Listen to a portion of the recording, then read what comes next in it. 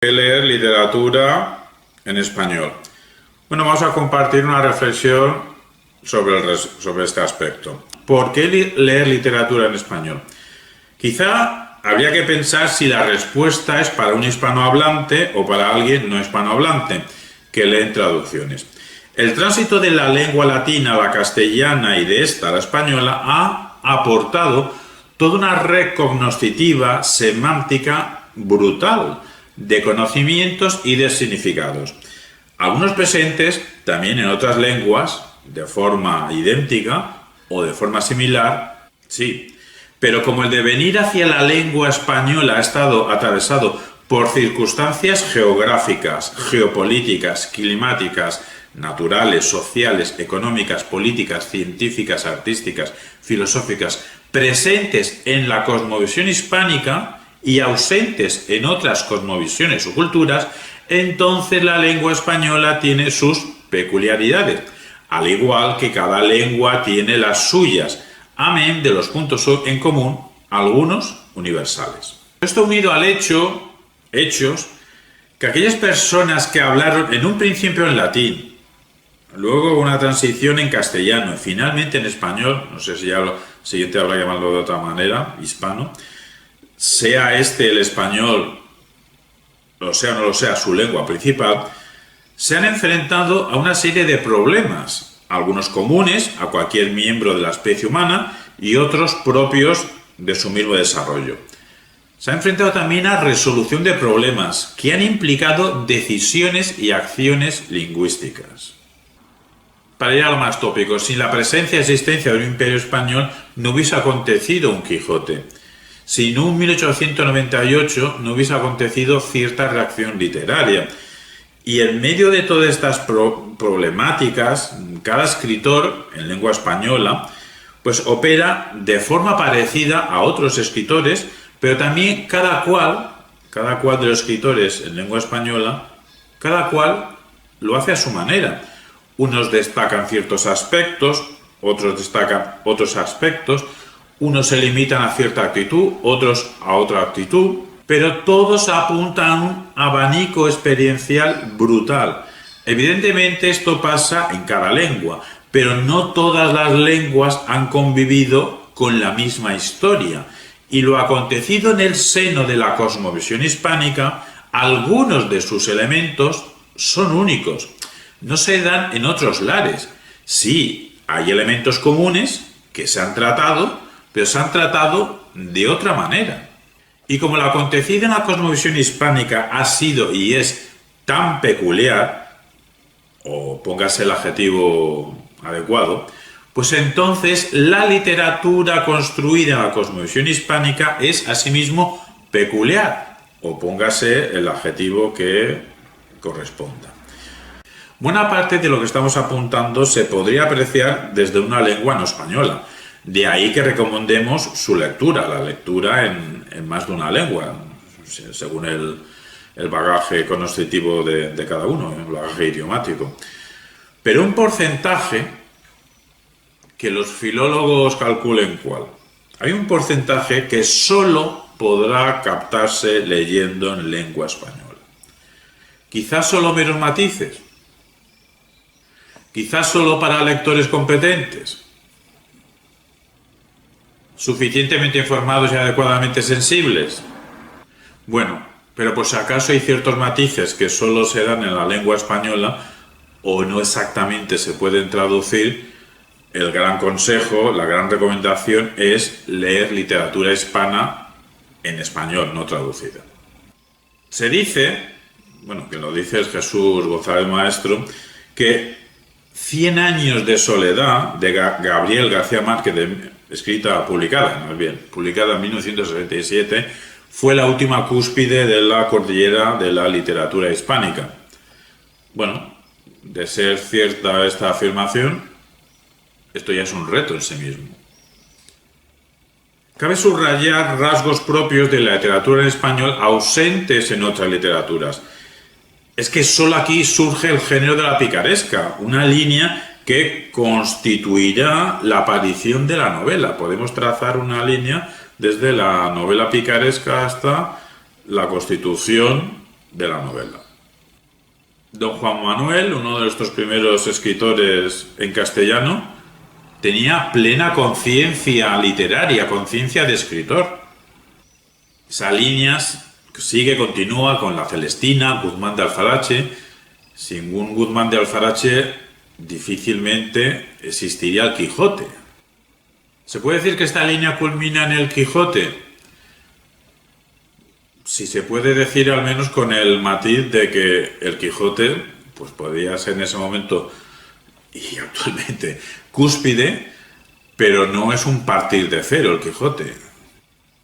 Y esta línea no está en estas lenguas. Tendrán otras líneas, pero esta no está en otras lenguas. Aquí no estamos hablando desde un sesgo, consciente al menos, de creencia en la superioridad de la lengua española. Simplemente reconocemos la dignidad de todas las lenguas, un hecho lingüístico que se puede confirmar, pero que las lenguas son distintas y con la lengua española se han logrado ciertos constructos literarios que no se han alcanzado en otras lenguas y entonces realizan ciertos aportes que algunos pues animamos a que se acceda a ellos. Y en otras lenguas se llega a otros aportes, a otros constructos que no se hubiese llegado en una lengua distinta. Pero bueno, de momento, 2025, tenemos en torno a 7.000 lenguas vivas, desgraciadamente en número descendiente, y por simple cuestión de limitación de nuestras capacidades, no podemos ni aprender ni 7.000 lenguas, ni 1.000 lenguas, ni 100 lenguas. Habrá que elegir. Pues una de esas lenguas en las que algunos animamos a cultivar, perfeccionar si ya la conoces y si no la conoces, adentrarte en ella, por el gran aporte experiencial que te va a facilitar su literatura y textos no literarios, pues es la lengua española. Y es que otro punto clave de la literatura en español es el realismo. Sí, hay en otras lenguas también se han construido obras en coordenadas realistas, sí. Pero el realismo es clave en la literatura en español. Hombre, también tenemos notas de suprarrealismo, pero es que son como dos caras de una misma moneda. Al final hasta ha surgido el realismo mágico y todo. Modulaciones del realismo. Y este realismo o actitud realista atraviesa prácticamente toda la literatura en español. Ya sea para continuar dicha actitud o para esquivarla. Para esquivarla sin lograrlo. Evidentemente todas las literaturas son interesantes, pero repetimos que nuestro cerebro tiene unas limitaciones. Y la limitación de la humanidad para traducir todas las obras literarias escritas en los 7.000 idiomas vivos actualmente, si es que no son menos, pues también es una limitación tecnológica importante. Quizá los últimos avances tecnológicos lo solucionen en un pispás. El caso es que el siglo de oro español, que por cierto la expresión siglo de oro no surgió en nuestro contexto, sino nos confundimos, procede de un estadounidense. El caso es que nosotros tenemos el siglo de oro en la literatura española, que es un bloque inaudito en la historia de la literatura universal. Otras lenguas tendrán sus periodos interesantes, únicos también, pero nosotros tenemos el siglo de oro.